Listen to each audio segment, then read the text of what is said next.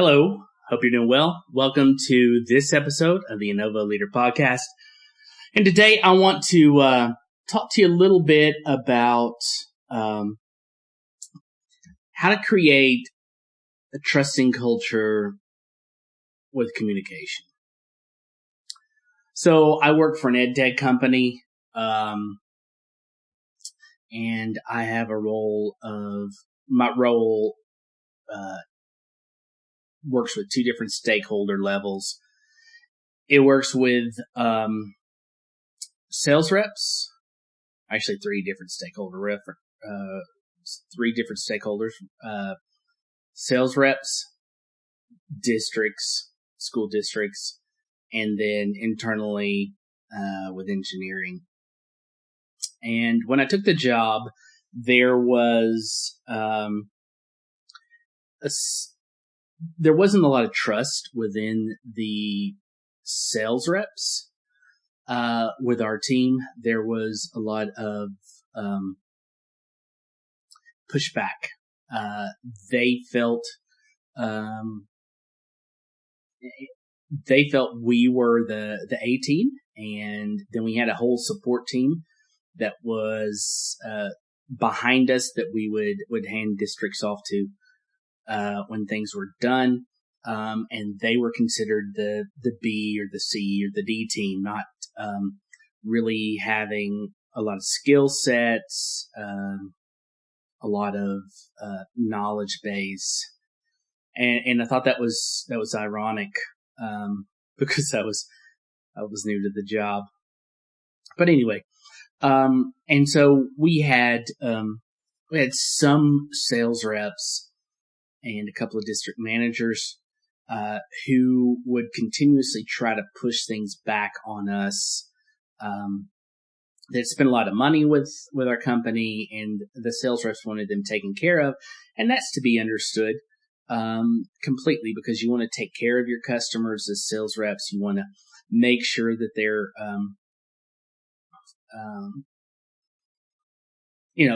all the things are handled properly, because the next time they needed to buy curriculum of some level, then that puts your company in a positive light, and knowing that you're going to get the support and everything that is needed to make for a successful implementation of digital content. So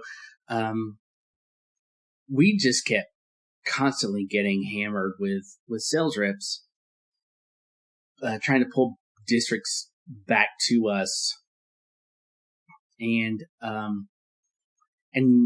then at the same time not really trusting us to take care of their districts. There was this constant, what's going on? I need to know. How are things going? And it was tough, because not only did you have to deal with the districts, you had to deal with districts that had already been integrated. You had to deal with new districts that were coming on, and more of them are coming on each year. And then you had to deal with the sales reps and the DMs, and ultimately the regional vice presidents. And so for that first year, almost 2 years, it was tough. Year and a half. It was tough because there was a lack of trust in multiple teams, and there was a lack of trust, a lack of understanding of what's going on. So, I essentially had, if you drew a line from Minnesota south, for the early part of my career, I had everything west of that except Hawaii and California, Texas, Oklahoma, and New Mexico. So it was a big region, and so you get to, when you have that large of a region, you get to know the breakdown of the districts within that region. You get to know the sales reps within that region. And so one of the things that I concluded at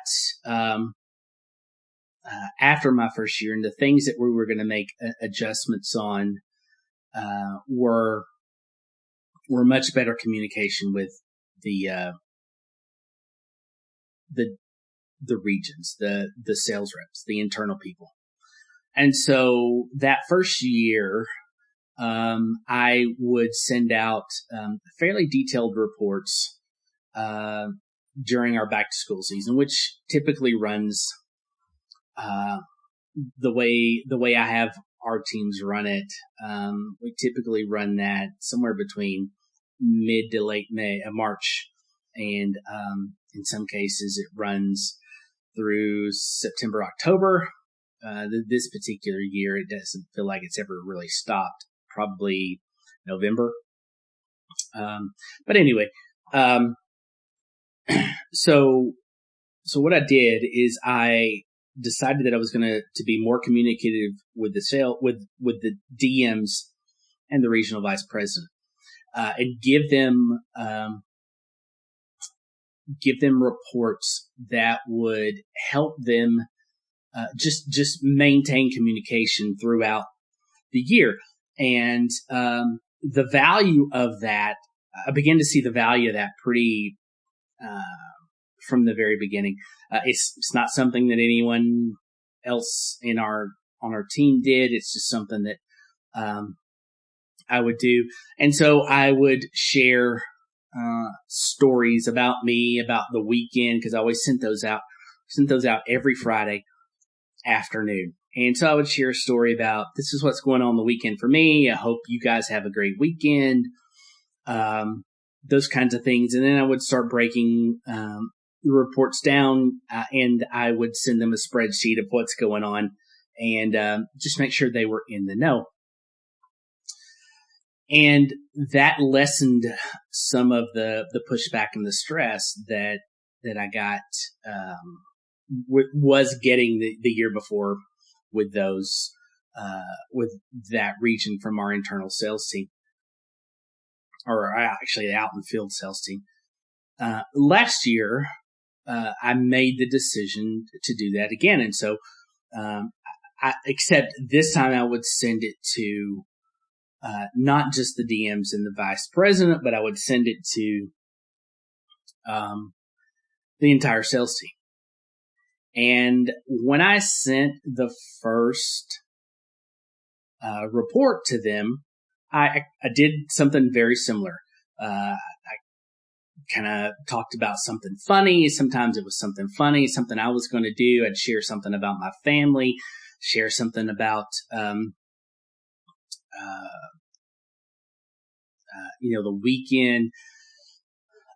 Just try to be very human in my emails and very open and honest and transparent, so that they could get to know me better, and it could be something that would be different and fun. And then I would include a report about kind of what's going on in the district, and it wasn't a very detailed analysis of this is where they are in every step. It was just, these districts, or we've started these districts, and this is what's, the way it's looking. And I had a sales rep respond to me and say, listen, I really appreciate this, but I really want to know where they are at every step of the process. Would you be able to do that? And so I was like, yeah, absolutely. And I get why you want to do that. He wanted to be involved so that if he looked at that report and saw that there was an issue, that they weren't doing what needed to be done, or we couldn't get something from them, those kinds of things, that he could try to move that along. And which is I love that idea, because I want our sales rep, I want us to consider each other as team members and partners and those kinds of things. And I always had this sales rep that first year who, man, she was hot after it, and she was tough.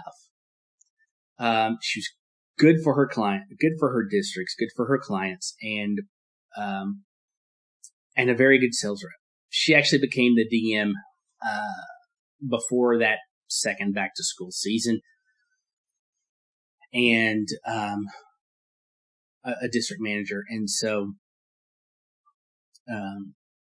I'll talk about that progression of that relationship in a minute. So sorry about that little side step. So I made the adjustments to the spreadsheet, and I actually built this spreadsheet that said these are the steps that we're in process with.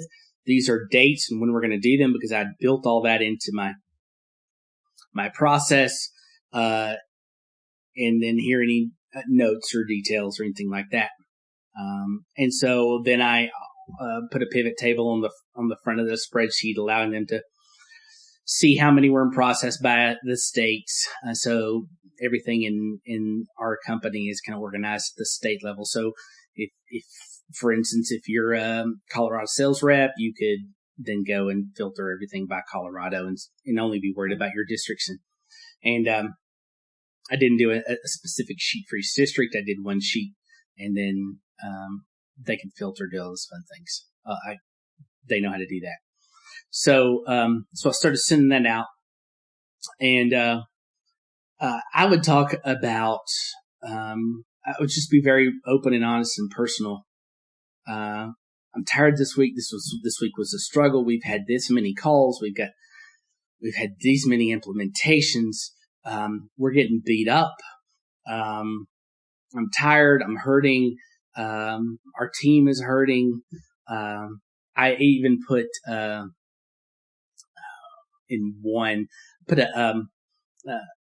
GIF in the front of the email, and it was actually a quote from Parks and Rec, and I just put that because it was a rough week, and I don't remember the exact quote, but I put that in there, and I said, first person who can tells me where this comes from gets a prize. I don't know what it is yet, but they get a prize, and so I sent that out, and immediately got a response from a sales rep and said, that's from Parks and Rec and Amy Poehler, and I love her, and blah, blah, blah. And then I had about 4 or 5 other people, reps that responded with the same information. So I knew I needed to do something. And so I started sending out $5 Starbucks gift cards, those kinds of things. And so as that went on every Friday afternoon, I started getting more and more reports from reps saying, I love these Friday afternoon emails. They're the best thing that happens to me all week. I would put leadership thoughts in there. I would put stories about how someone did something really great, all kinds of different things in there. So to say all that, so there was a lot of communication, and so that started about mid-May, went to the end of October, and so every week I was getting those kinds of responses, and so now to circle back around to that rep that I interjected in the middle of the story, she's now a district manager, and she's really good at her job in that role. But there was some tension. There was a lot of pushback. I was doing my best to set boundaries early on when she was a sales rep. When she moved to DM, I would set boundaries. I'm on the East Coast. This DM was on the West Coast. I would set, during back to school, I would work from like 8:30 Eastern time in the morning to 5. I would cut it off. I'd go spend time with my family, have dinner, and then get my son to bed. And about 8 o'clock, I'd kind of come back in and take care of anything else. And I remember this one time, she sent me this text right at 5 o'clock and sent me this email and said she was going to call. And I just sent her a text and said, look, I'm going to take care of your people. But I'm taking a break between this time and and between 5 and 8, and I'll look at it afterwards. So there was a lot of pushback, and I wasn't sure how that relationship was going to grow, if it was going to grow at all.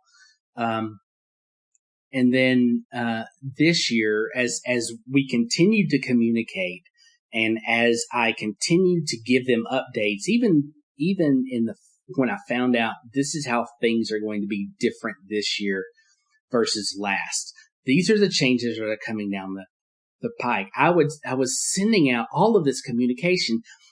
This is what I know, and this is what's going to becoming.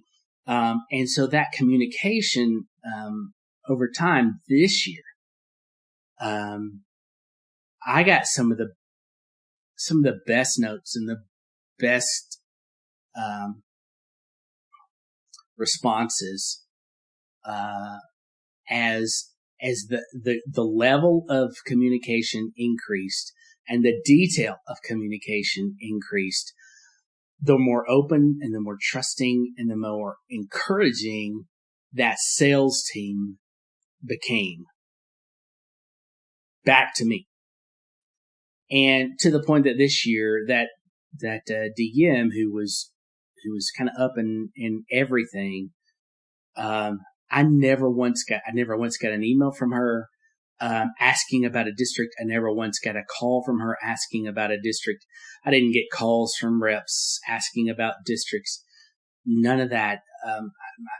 They understood that my team was taking care of them. They were pushing everything through. My team was pushing everything through. They knew where everything was in the process, and they were trusting that we were going to do the right thing and make everything right.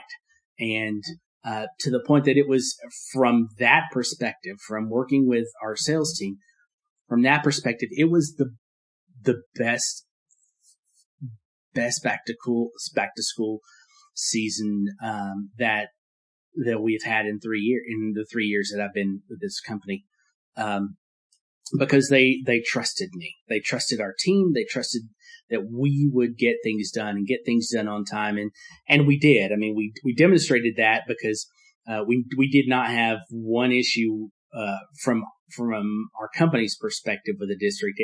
Every delay was built around the company, was built around the district. They didn't get us what we needed. They didn't kind of do their part, those kinds of things. But they trusted that level of trust between the sales team and our team, just grew. And to the point that communication got pushed all the way up to the president, those kinds of things. And so you kind of get that feedback, and they know that you know what you're doing, that you have their best interest at heart as the sales rep, that you have the company's best interest at heart, and that you have your customer's best interest at heart. And so this detailed communication that I was able to provide them, and that I chose to provide to them, just developed the personal relationships, which developed the trust. They got to see me. They got to hear my story. They got to know about me and develop, even though a lot of us didn't talk on the phone or see each other in person, they got to know my story. They got to know about me, about what's going on. We would have, there would be meetings where they would go over sales figures and those things like that. And people would be calling out the sales reps that I worked for, and the regions were doing very well and things like that. And I would send them a note just to say congratulations, and whatever you need, we'll take care of you. And they came to there's this huge level of trust within those sales reps toward the team that I lead, and they are. So when there are issues, they know they can come to us, and we will handle them.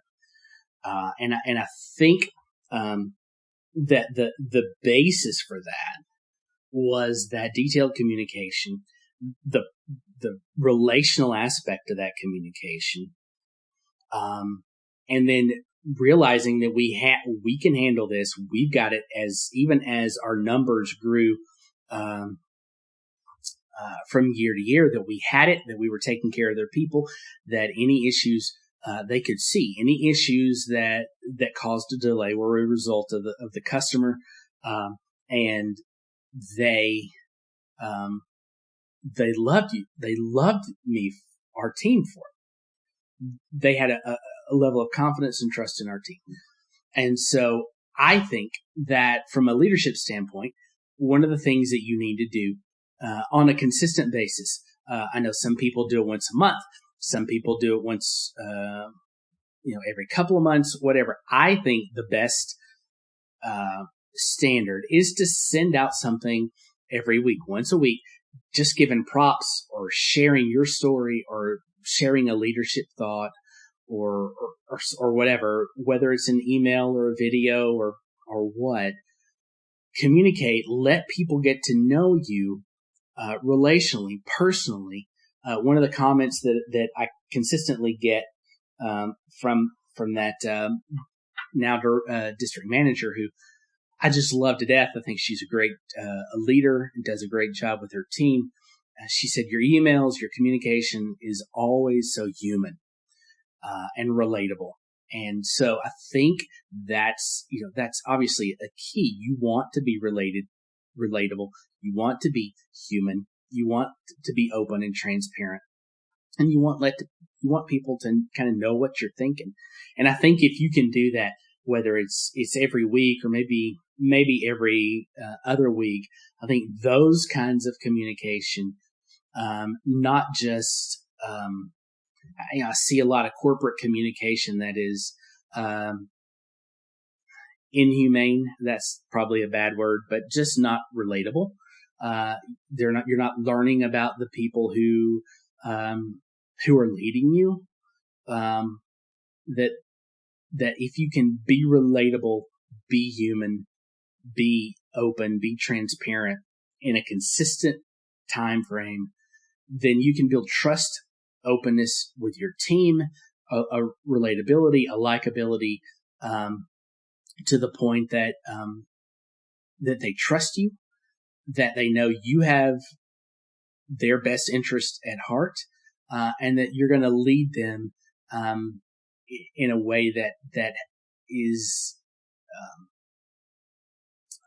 that you're going to have an integrity about you, because you're essentially telling them what you're going to do, and then you go out and you execute on it. So that consistent execution builds additional trust levels within your teams, within your organization.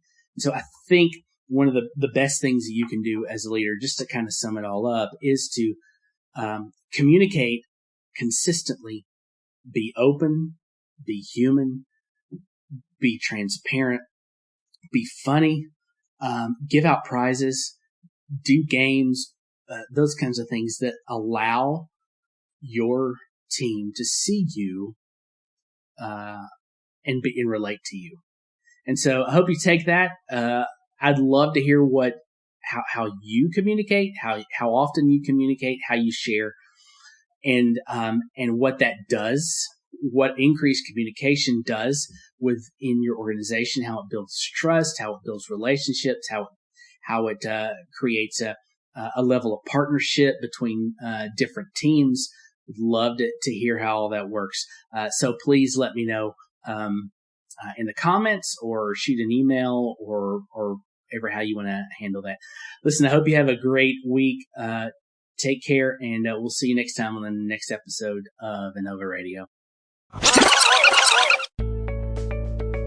Thanks for listening in today, and be sure to subscribe so you don't miss an episode of Powerful Insight. For more up-to-date information and tips to help you on your quest for change, head over to the website at www.wdavidphillips.com and sign up for our newsletter.